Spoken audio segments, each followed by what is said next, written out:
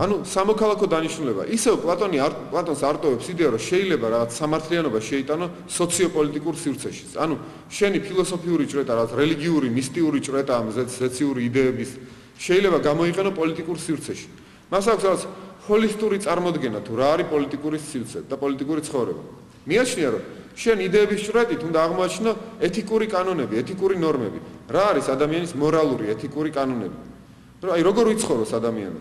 და ამ ობიექტურად აღმოჩენილი ეთიკური კანონების საფუძველზე კი აგოს პოლიტიკური ცხოვრება. ანუ ნახეთ სამი რაღაცის ერთიანობა არის. მეტაფიზიკის, იდეების ჭრეტის, ეთიკის, რომელიც გამოდიაროს იდეების ჭრეტის შედეგად მე გავიგე რა არის ჩემი ყოფაქცევის კანონები, ასე ვთქვათ, ყოფაქცევის წესები, ობიექტური და არა სუბიექტური, რომელსაც უნდა ვემორჩილებოდეთ როგორც გეომეტრიულ თეორემას. მე არ შეიძლება მე მინდოდეს და აი 180 გრადუსი კი არ მინდა სამკუთხედის კუთხეები იყოს, შიდა კუთხეების ჯამი. არამედ იყოს 150. ვერაფრით ვერ გავაკეთებ, მაინც 180 იქნება. ასევე არის პლატონს და სოკრატესაც მიაჩნდათ, რომ ეთიკური წესებიც, მორალური კანონებიც ეს თვე ობიექტური არის, როგორც მათემატიკური თეორემები. და შენ არ შეიძლება მას თავს მოახვიო რაღაც. ამიტომ მე მეტაფიზიკით გავდივარ მორალზე. ანუ მორალს უძებნი მეტაფიზიკურ საფუძველს. და ამის შედეგად ასეთ მორალზე კი ვაგებ თვითონ პოლიციის ცხოვრებას, პოლიტიკას. ანუ მეტაფიზიკა, ეთიკა, ანუ მორალი და პოლიტიკა. ეს სამერთიანობა, რაც ჰოლისტური სურათი. ამიტომ პლატონს მიაჩნია, რომ ასეთი სახელმწიფოს სათავეში უნდა მოვიდნენ ფილოსოფოსები, რომლებიც ჭრეტენ იდეებს, სწორედ განსაზღვრავენ ნორმებს და სწორ კანონებს ადგენენ საზოგადოებისთვის. აი ეს დიალოგი, სადაც პლატონი ფიქრობს ამ იდეალურ სახელმწიფოზე, მას სახელმწიფო ქვია. პრინციპში ეს დიალოგი იწყება მსჯელობით თუ რა არის სამართლიანობა. და იმდენად რამდენადაც ბოლოში მიდიან იმ აზრამდე, რომ სამართლიანობა ეს არის რაღაც სულის თვისება. მაგრამ იმდენად რამდენად ძალიან ძნელია გამოხატო რა არის სული, რა ასპექტებისგან შედგება. პლატონი თითქოს ადიდებს ამ სულს და სულის პროექცია გამოყავს სახელმწიფო. ეხლა ამას აგიხსნი. პლატონი ფიქრობს, აი სამართლიანობა ეს სულის თვისება. სოკრატეს ცნობილი სიტყვებია, რომ კეთილ ადამიანს, სათნო ადამიანს ვერაფერს ვერ ავნება. შეუძლებელია ავნო კეთილ ადამიანს. რას ნიშნავს? რომ რა თქმა უნდა შეიძლება ავნო ადამიანს წართვა ქონება, წართვა ფული, მოკლა, მაგრამ სოკრატეს ამ სიტყვებში გამოდის, რომ ის რაც სიკეთეა, ის არ არის დაკავშირებული მის ფიზიკურ ცხოვრებასთან, რაც უფრო მაღალ ცხოვრებასთანაა დაკავშირებული, სულის ცხოვრებასთან. ამიტომ შეუძლებელია მას ავნო, რომც მოკლა ვერ ავნება. ამიტომ სამართლიანობა არის სულის ასპექტები, სულის თვისებაა რაღაც. ეხლა სული რა არის, უნდა გავსაუბროთ მაშინ. რა არის ადამიანი? მისი ყველაზე მთავარი ნაწილი სული. არა სხეული, არამედ მისი სული რა არის? აქ არის შემოდის ცნობილი პლატონური სამნაწილიანი სულის იდეა. სული შედგება სამი ნაწილისაგან. ერთი არის მთავარი ნაწილი, ეს არის რითიც ჩვენ ვაზროვნებთ, აი ეს ნაწილი რითიც ჩვენ ვიმეცნებთ არამატერიალურ ზეციურ იდეებს. მეორე ნაწილი არის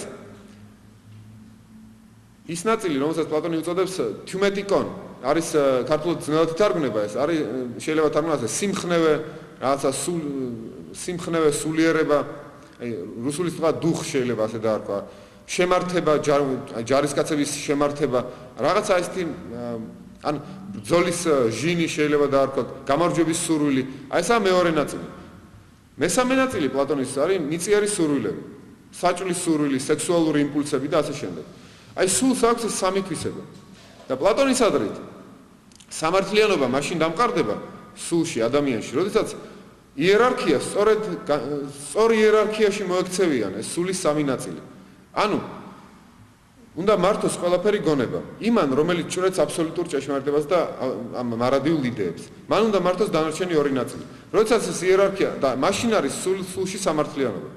როდესაც იერარქია დაირღვევა, მაგალითად, აი ამ სიმხნევემ და ბრძოლის ჟინმა და შემდეგ მართად ეს გონება და მიწიერი ეპითიმეტიკონ მიწიერი მადები, ასე ვთქვათ, აპეტიტები, მადები, სექსუალური იმპულსები და ჭამის სურვილი. თუ მართა ყველაფერი ამ სიმხნევე, მაშინ ჩვენ მივიღებთ რაღაც მოძალადე ადამიანს, ყაჩაღს დაუშვათ, რომელიც არ ეპოება, კი, გამბედავია ყველაფერი, მაგრამ ჩაგრავს ხებს, იმიტომ რომ გონებას არ ემორჩილება. ან რომ მივიღოთ ის ადამიანი, ვინც მხოლოდ ამ მიწიერ სურვილებს მიყვება, მაშინ ყველაფერი დანარჩენს დამორჩილებს ამას.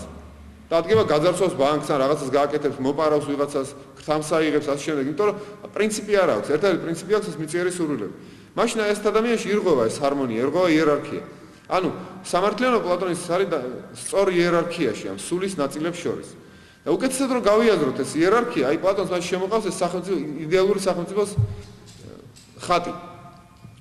და ამბობს რომ აი იდეალურ სახელმწიფოში ეს ციტადელის გონების ფუნქცია უნდა შეასრულონ ფილოსოფოსებმა. მათ უნდა გაიარონ რაღაც ტრენინგის სწავლების ხანგრძლივი კურსი, 50 წლის უნდა გახდნენ მარტო, რომ გახდნენ ფილოსოფოსები. უნდა იყვნენ ჯერ ჯარისკაცები, 15 წელი ჯარში იმსახურონ.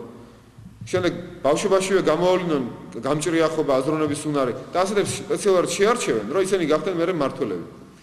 იქნება მეორე კლასი კიდე საზოგადოების ჯარისკაცები, რომელშიც განვითარებული იქნება ეს მეორე საწყისი. მაგრამ ისინი ყოველთვის დაემორჩილებიან ფილოსოფოსებს.